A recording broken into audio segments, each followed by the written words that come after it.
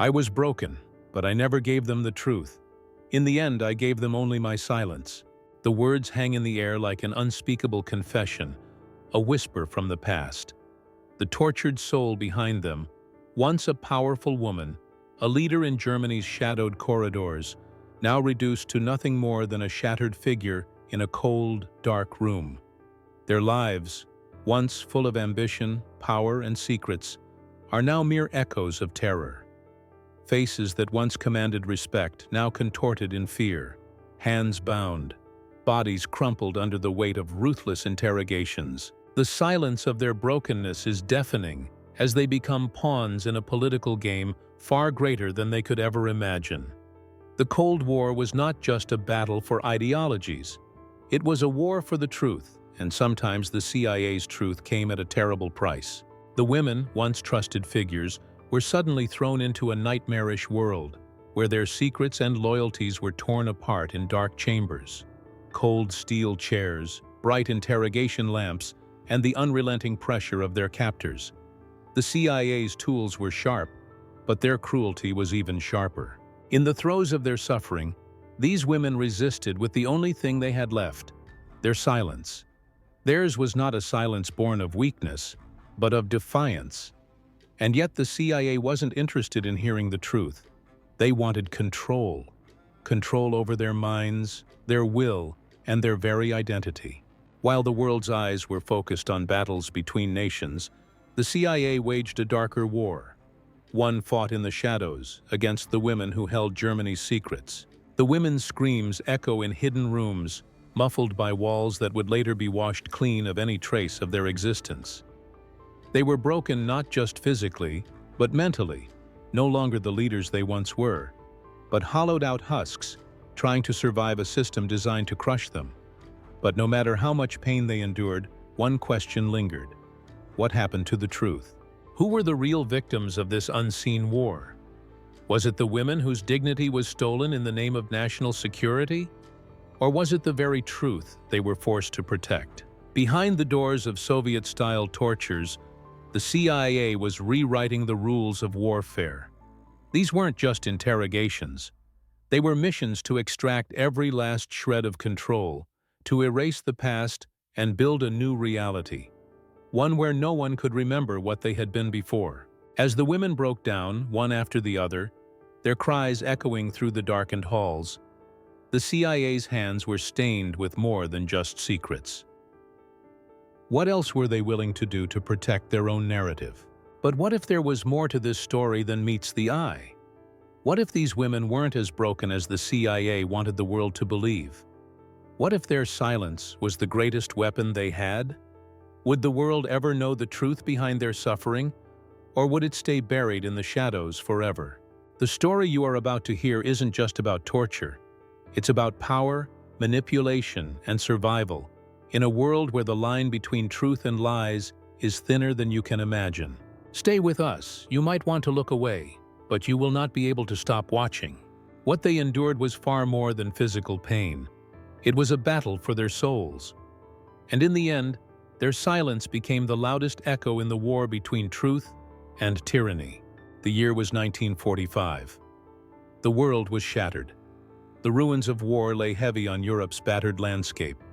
The Second World War had ended, but peace was anything but certain.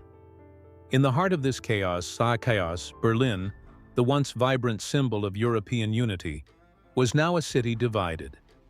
The world was about to be split down the middle. On one side, the democratic West, led by the United States. On the other, the communist East, ruled by the Soviet Union. And within that divided city, the most intense ideological battle was about to begin. The Berlin Wall, a physical manifestation of the divide, would soon rise, cutting through the city like a scar, marking the beginning of the Cold War. On one side, a new world order was being forged, while on the other, the shadow of totalitarianism grew ever darker. The world was no longer just divided by geography. It was divided by fear, suspicion, and power. In the aftermath of World War II, Germany was broken and reshaped. Once a towering empire of industry and ideology, it was now a shattered shell, split between East and West, with the scars of Nazism still fresh on the surface. But the true threat of the Cold War wasn't just political. It was the fear that old powers could rise again, that figures from the past might re-emerge, manipulating the delicate balance of power. As the Cold War began to take shape, women, particularly those who had held significant positions of power during the Nazi regime, found themselves caught in a storm of suspicion and political turmoil. They were not merely victims of the war. They had been agents of the old power, playing pivotal roles in shaping Germany's future during the 1930s and 40s. They were powerful, intelligent, and ambitious, and their influence reached into the very core of the Third Reich's machinery. But in the wake of Germany's defeat, many of these women suddenly found themselves at the mercy of the new political landscape, labeled as enemies of the state by both East and West. The truth was that they were too dangerous to be left unaccounted for, too powerful to simply disappear. The CIA's role in this delicate balancing act was not just to gather information, it was to erase the traces of the past that could destabilize the future. These women had once controlled the flow of power within Germany. Now, in the eyes of the United States and the Soviet Union, they represented a dangerous link to a past that both sides feared could resurface. They became symbols of everything that could go wrong in the Cold War: the potential resurgence of fascist ideals, the dangerous alliances between former enemies, and the threat of covert influence in the heart of Europe. And that's where the CIA's nightmare machine began. What started as an intelligence operation quickly morphed into something far darker. These women, with their knowledge of Nazi networks and hidden histories, were targeted as part of a covert program designed not just to extract secrets, but to completely break them, mentally, physically, and emotionally. The CIA's early Cold War operations quickly evolved into a systematic program of torture, one that would go beyond mere extraction of information. The objective was clear: to erase any trace of resistance, to bend the will of these women to the political will of the United States. These women were to be made examples of. They were going to be broken, and in the process, their identities erased. Torture, in its most grotesque form, became a tool for the United States intelligence apparatus. But the cruelty wasn't just about physical harm. It was about stripping away every ounce of their humanity. These women were not mere suspects. They were the embodiment of the fear that defined the Cold War. They had to be forced into silence, into submission. But even in the face of unimaginable pain and psychological warfare, these women resisted. Their suffering wasn't just personal. It was the embodiment of the Cold War's darkest side. An ideological war fought not with soldiers on the front lines, but with men and women who were forced to betray their beliefs, their identities, and their pasts. The CIA's tactics were calculated, their methods cruel. The lines between truth and falsehood blurred as these women were thrust into a maze of interrogation rooms, psychological games, and horrific experiments meant to break them down. And in their silence, in the unbearable weight of their resistance, the CIA's plan began to take shape. They would force the women to confess to whatever crimes they were accused of, no matter how outrageous, no matter how untrue. These confessions were never meant to be believed. They were meant to be the key to their annihilation. As the CIA's web of terror expanded, their methods of torture became more sophisticated. What began as simple interrogations quickly turned into elaborate psychological tortures designed to strip the women of their sense of self, their dignity, and their power. They were not just interrogated, they were humiliated. They were not just threatened, they were tortured to the brink of madness. For every broken woman, for every destroyed life, the message was clear: there would be no place for resistance in the new Cold War order. These women were not just targets, they were the last remnants of a past that both the US and USSR sought to bury. Their suffering was not just about extracting information, it was about erasing them from history. By the time the world awoke to the horrors of the CIA's hidden operations, it was too late. The damage had been done. These women, their voices silenced by the tools of torture and fear, had become victims of a geopolitical struggle they could never have foreseen. But their stories, the stories of pain, of broken spirits, and of resistance, would be buried in the shadows as the Cold War intensified. The women subjected to these horrific programs were forgotten by history. But their story is one we can no longer ignore. The truth of their suffering is not just about torture. It's about the lasting impact of political power and control. And it's about time we finally bring their story into the light. The methods used by the CIA during the Cold War mirrored the darkest practices of Soviet repression, drawing on techniques forged in the brutal heart of Stalin's gulags. What started as an intelligence operation soon devolved into something much more sinister. A campaign of terror, designed not just to extract secrets, but to break the spirits of the women who had held Germany's most dangerous knowledge. In the cold, sterile rooms of CIA black sites, the air was thick with dread. The kind of fear that could only be created by the certainty that your body was not your own. This wasn't about the state secrets these women carried. It was about control. It was about forcing them to relinquish not just their minds, but their identities. The methods used were terrifyingly similar to those perfected in the Soviet Union, where prisoners were pushed to the very edge of madness. Sleep deprivation, the first weapon in this cruel arsenal, was designed to tear down the most fundamental human defenses. Just like in the Soviet camps, where prisoners were kept awake for days on end, CIA agents kept their victims in a waking hell. Their bodies begged for sleep, but sleep was denied, their minds slowly cracking under the constant strain. The CIA agents, trained in psychological warfare, understood that the mind was the first to break. Without sleep, without rest, the body becomes a hollow shell. What's worse, the prisoners knew that the moment they closed their eyes, the nightmare would resume. And when they weren't kept awake, they were forced to face the most terrifying horrors, mock executions designed to unhinge their minds.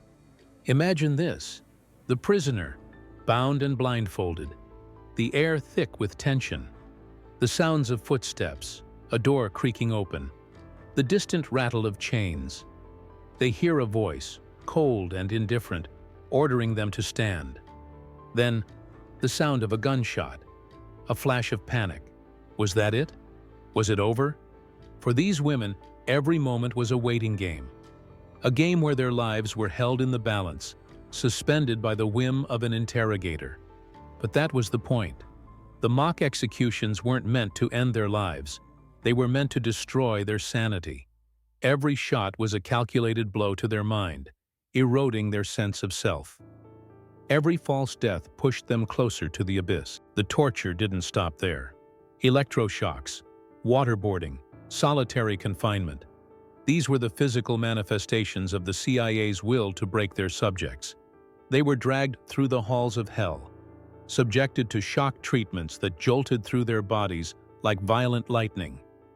Waterboarding, forced to inhale water, choking on the very air they tried to breathe, drowning in their own desperation. In solitary confinement, these women were left to face the crushing weight of isolation, where every whisper of their thoughts turned against them. The silence in these rooms wasn't a reprieve, it was a weapon. The worst torture of all was the emptiness that threatened to consume them. Each of these techniques mirrored the horrors of Stalin's gulags, where the same tactics were used to strip away the humanity of those imprisoned. In both the Soviet camps and CIA black sites, it wasn't just about obtaining information. It was about erasing the person entirely. It was about forcing them to betray themselves, to lose any sense of dignity or worth. It was a psychological warfare fought in the shadows, with no rules and no mercy. But the pain, the physical torment, was only the surface. The real damage was far deeper. The CIA understood that once these women were broken, they would never be the same. Their minds, twisted by the constant manipulation, could never be healed. They would be left with scars invisible to the world, but permanent to the soul. The CIA's nightmare machine was designed to create survivors, people who had once been human but had been turned into something else entirely. Silent, empty, submissive. As the shadows of these women's past lives faded, as their spirits were bent and crushed, the legacy of their suffering would be forgotten by all but those who had lived it, their voices silenced, their pain hidden behind the closed doors of the CIA's darkest corners, where the horrors of the Cold War were fought not with guns, but with broken souls. And yet, in their silence, there was resistance. Because the real torture wasn't the pain, it was the manipulation, the suffocating control, the denial of everything that made them who they were. These women weren't just imprisoned, they were erased, their very identities reduced to nothing. The truth remains buried in the blackened pages of history, hidden away in files and classified documents never meant to see the light of day. But the story must be told. The nightmare that these women lived through, the brutality they endured, the pain they suffered, these things cannot be forgotten, because the silence they left behind echoes through time, a reminder of the human cost of political power and control. The CIA's torture tactics weren't just tools for extracting information. They were methods crafted to shatter the human spirit. They weren't breaking these women's bodies. They were slowly carving away at their souls, turning them into hollow shells of the people they had once been. In those dimly lit, oppressive rooms, the air was thick with dread, the smell of sweat, fear, and despair lingering like an unspoken threat. The techniques they employed were cold, calculating, and designed not to kill, but to crush. Sleep deprivation was the first weapon. It began innocently enough, like a cruel joke. Hours turned into days with no respite. The women's bodies ached with exhaustion, their eyes bloodshot, their minds fogged. The CIA agents knew that sleep deprivation wasn't just a way to weaken the body. It was the perfect method to attack the mind. No one could endure it for long without breaking. The women were deprived of the simplest human need, their minds spinning as they fought to stay conscious, their very thoughts unraveling in the face of relentless fatigue. Mock executions followed. They were no longer just interrogations, they were psychological games, a twisted form of theater meant to destroy what remained of these women's mental fortitude. The agents would blindfold them, force them to kneel, and make them listen to the sound of their own impending death. Each shot, a deafening blast reverberating in their ears, felt like the end, a final surrender to the crushing weight of their fate. But when they were finally told they had not been executed, the psychological damage was done. They had lived through the ultimate terror only to realize it was a game they were helpless to stop. The terror didn't end with the shot. It lingered in their minds long after. Then there was the isolation. The walls of the small, dimly lit cell closed in on them, the silence deafening. The women were left alone in that emptiness, with only their thoughts as companions. Isolation was one of the most insidious forms of torture because it took everything from them. There was no escape, no chance of relief. Time had no meaning. Their sense of self, their identity, everything they once knew, began to slip away, piece by piece, in the stillness of that cold, solitary confinement. The only sound they could hear was the ticking of their own minds, unraveling in the silence. And the worst part? It never stopped. It didn't end when they were released. The scars, the bruises, the broken bones, they healed. But the damage to their minds? That was permanent. The emotional toll followed them long after they left those dark rooms. Some never spoke again, their voices forever lost in the terror of the past. Others carried the burden of that pain, haunted by flashbacks and nightmares that refused to let them go. The psychological wounds that the CIA inflicted were deeper than anything that could be seen. They had altered the course of these women's futures, forever changing who they were. The women didn't just survive, they endured. But the torment they suffered had a lasting effect. The techniques the CIA used didn't just break their bodies, they broke their minds. And when they were released, it wasn't freedom they experienced. It was a lifetime of trying to piece together the fragments of their broken selves, haunted by the shadow of what had been done to them. And the silence? The silence of the torture rooms followed them wherever they went. The emotional cost was too high to ignore. These women were never the same. The CIA's brutal tactics didn't just tear them apart. They left a scar on history, a reminder of the price of power, control, and the destruction of the human spirit. The CIA's K-9 units, especially the American Shepherds, played an integral role in amplifying the terror of the interrogations. These dogs were not simply animals. They were instruments of fear, weapons used to assert control and deepen the psychological torment inflicted on the prisoners. With every step, every sound, the presence of the dogs was a constant reminder of the complete helplessness the women faced. The CIA knew that the dogs didn't just serve as physical enforcers, they were tools for breaking the mind. A reminder that escape, even in a world of seemingly endless horrors, was impossible. The moment the heavy doors creaked open and the growls of the shepherds echoed through the hallway, it was as if time itself froze. The women knew that the dogs were not there for protection. They were there to intimidate, to dominate. The K-9's intense gaze, those cold, piercing eyes, would lock onto the prisoners, sending waves of anxiety and panic coursing through their veins. It was a stare that was not merely predatory, but profoundly psychological. The dogs were always watching, always waiting for a sign of resistance. They didn't need to attack. Their presence alone was enough to break the spirit. In these moments of intense fear, the prisoners were often immobilized, not just by the physical threat of the dogs, but by the suffocating weight of their psychological manipulation. A simple bark could break their concentration. A growl could shatter their last vestiges of defiance. The women, already pushed to the edge by the interrogators' relentless tactics, now had to face an entirely different kind of horror. Every move they made was scrutinized by the dogs, who seemed to sense their every weakness, every flicker of resistance. It wasn't just the guards who held power. It was the dogs, too. They were the silent enforcers, the shadows that haunted the interrogation rooms, ready to pounce at the slightest sign of rebellion. The dogs were trained to not just obey, but to intimidate, to provoke fear at every turn. The sight of them baring their teeth, the sharp snap of their jaws, was enough to send the women into fits of panic. Even without the bite, the psychological toll was immense. Every day spent in their presence wore away at the prisoners' resolve. What was once defiance turned to submission. What was once resistance turned to fear. The women learned quickly that in the presence of the shepherds, their fate was sealed. There was no escaping their gaze, no avoiding their growls. The mental manipulation was so deep, so insidious, that the women didn't just fear the dogs. They feared what would come next.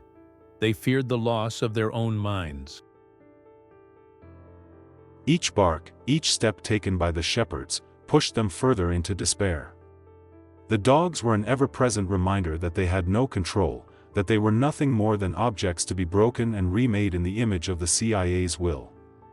The terror was not physical, it was mental, it was emotional, and it was relentless. It was designed to break the spirit, to make these women feel completely powerless, to force them into submission without ever laying a hand on them. The psychological power of these dogs was unimaginable. They weren't just animals. They were instruments of terror, cunning, strategic, and brutal. Their presence in the interrogation rooms wasn't by accident. The CIA knew exactly what they were doing. They knew that fear could be weaponized, that even the most stoic of women could be reduced to trembling shadows of themselves when faced with the cold, unblinking stare of an American shepherd. And in that terror, they would crack. Not because of physical force, but because of the constant psychological pressure that wore them down, piece by piece. It was a form of torture all on its own, and it was one that these women couldn't escape, no matter how strong their will. As the days bled into one another, the mental and physical torment these women endured became a suffocating fog that threatened to erase all sense of self.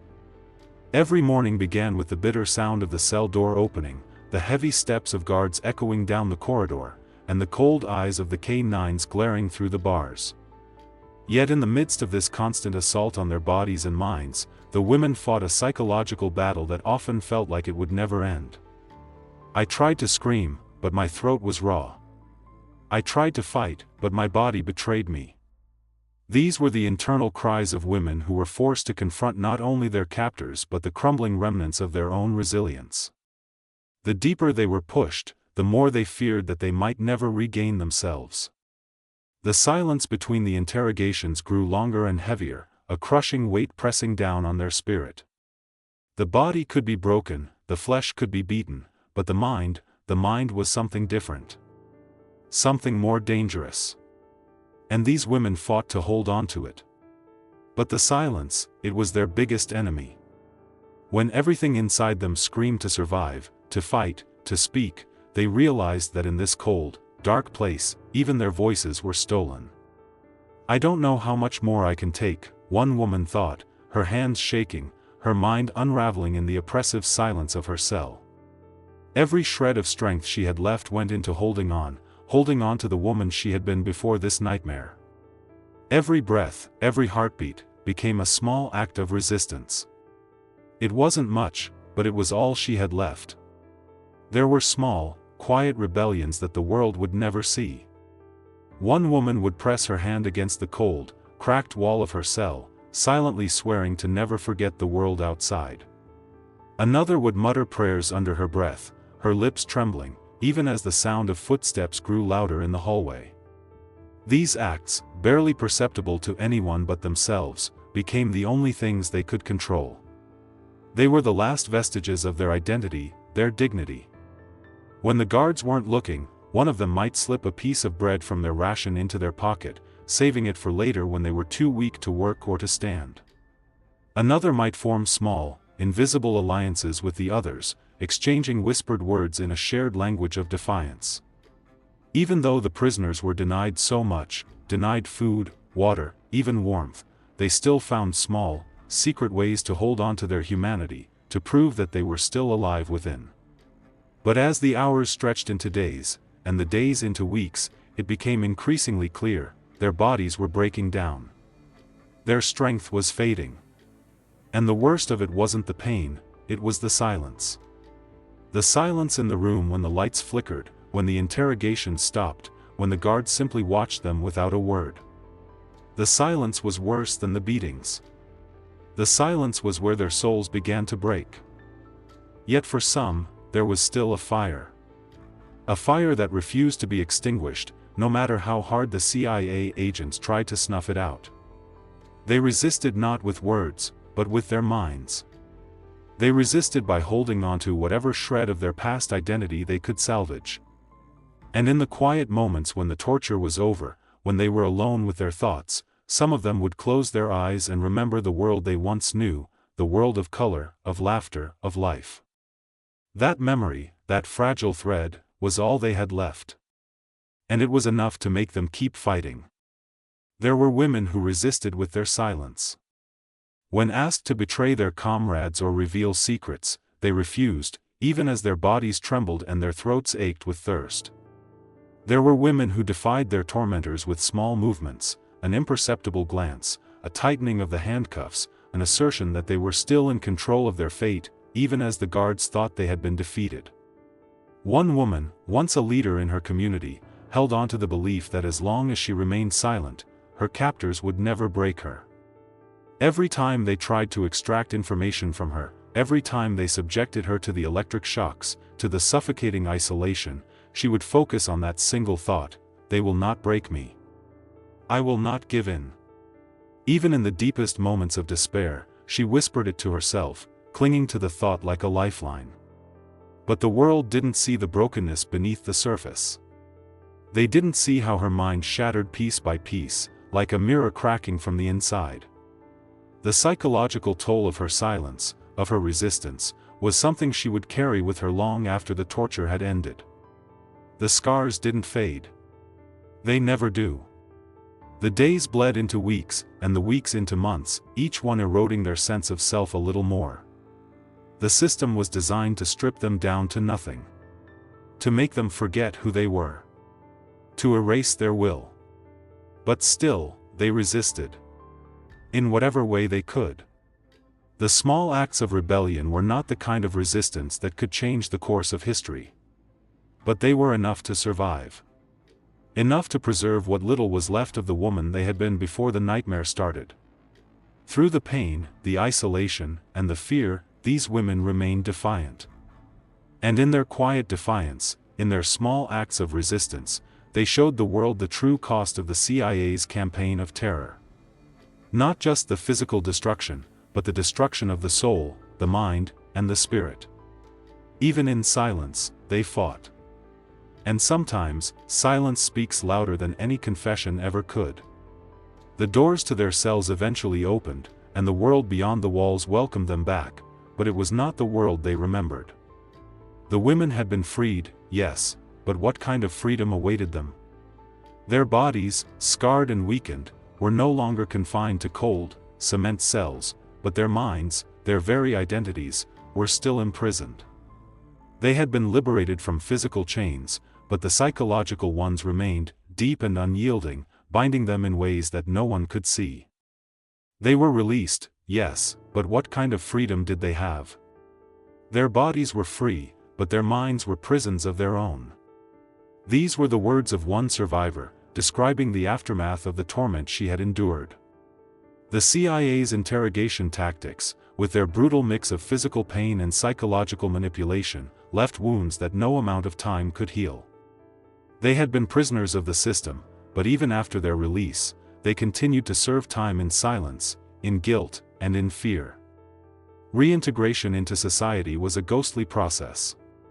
The world that awaited them had changed, but they had not.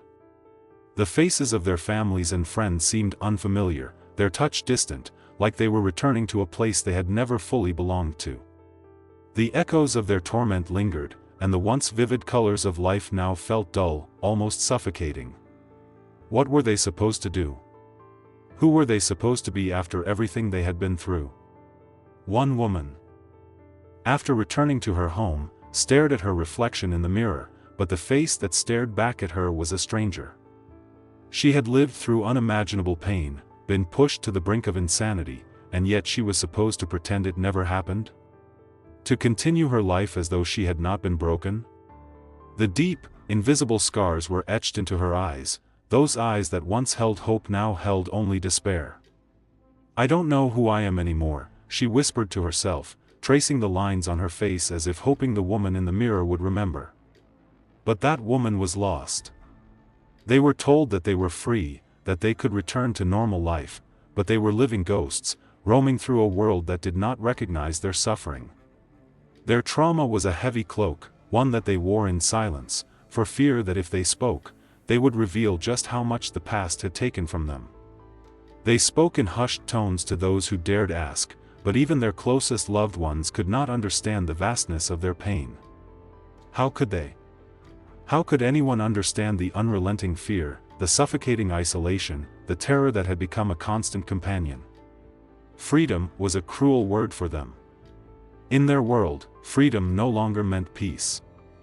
It no longer meant joy. It meant silence, loneliness, and living in the shadow of a past that refused to let them go.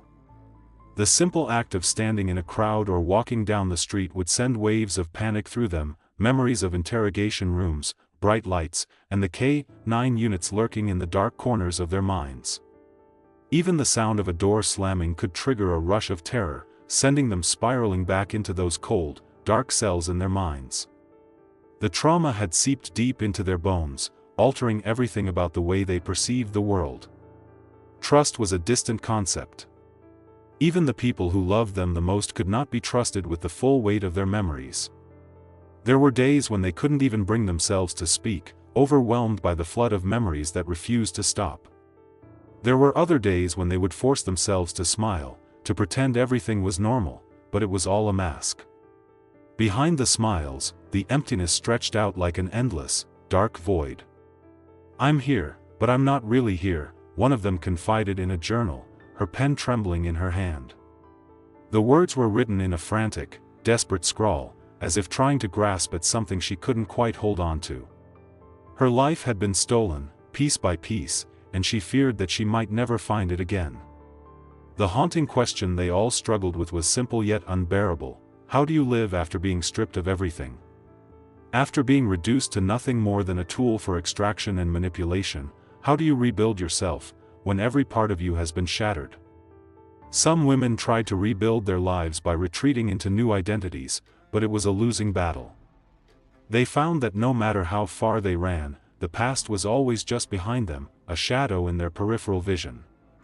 Others fell into deep despair, isolating themselves from the world, consumed by the suffocating weight of their memories. The trauma haunted them, poisoning their relationships, their sense of self-worth, and their ability to connect with the world around them. But perhaps the hardest part was the silence. For those who had endured the CIA's ruthless tactics, silence became both a defense mechanism and a prison. They could not speak of what had happened, not because they did not want to, but because the words were too painful, too much to bear. The memories of the dogs, the torture, the lies, and the betrayals were locked away, never to be fully spoken. And so they lived with the weight of that silence, hoping that one day, they could find a way to release it. Even years later, in their quietest moments, the survivors still heard the echoes of their torment. The sounds of their captors' voices, the growls of the dogs, the endless hours of interrogation. It was as if the walls of their minds were still lined with the bars of their cages, and every day was another struggle to remember what it meant to be free. Life after torture wasn't life at all, it was a hollow, fractured existence, one where the soul had been broken beyond repair. The women had been freed from the physical confines of their cells, but in many ways, they remained trapped in a world that could not, or would not, understand the depth of their suffering. Their true freedom, the freedom to heal, to find peace, was something that could never be fully realized. And in the quietest, most vulnerable moments, they were reminded of just how far they had fallen, and just how hard it would be to find their way back to themselves. As the dark clouds of the Cold War receded into history, the deep scars of those years remained. The CIA's tactics, devised in the shadows of political and ideological battles, left a stain on history that would not be easily washed away. The bodies of these women, once powerful figures, were no longer imprisoned, but their minds, their spirits, had been irrevocably scarred. They were no longer the same people they had been before their capture. The emotional toll was profound, irreversible, and the cost was not only paid by the victims, but by all of humanity. What was the cost of this Cold War strategy? What did we lose in the name of national security? This is the question that continues to haunt those who look back at these events. The pursuit of power, of information, came at a price too steep to be justified. Thousands of lives were broken, not just by the hands of foreign enemies but by their own government, masked in the guise of protecting the nation. The strategies employed were not only destructive, they were morally bankrupt, leaving behind victims whose lives would never be the same. This is not just a history of espionage, it's the story of human lives shattered, of women whose very essence was destroyed in the name of a war that most of them had never asked to fight. The CIA's tactics, while secret at the time, were the result of calculated cruelty that would take decades to even begin to uncover. Yet, the true extent of the horrors faced by those who were tortured remains hidden in plain sight. Now, more than ever, we must ask ourselves, what are we willing to sacrifice for security? The silence of these women is a reminder of how far the state can reach into the lives of its people. Their voices were taken from them, but their stories must not be allowed to fade into the darkness. The stories of these women are not just dark chapters in history, they are a call to action. Seek the truth. Demand justice. Let their silence never be forgotten. These are not just the words of a historian or an activist, they are the plea of every person who believes in the value of human dignity, in the preservation of the truth, and in the recognition of the horrors perpetrated by those who swore to protect us. The fight for truth is ongoing. There are still hidden stories, countless untold accounts, buried beneath layers of secrecy. Declassified CIA documents, whistleblowers, and organizations dedicated to human rights are still fighting to bring those stories to light.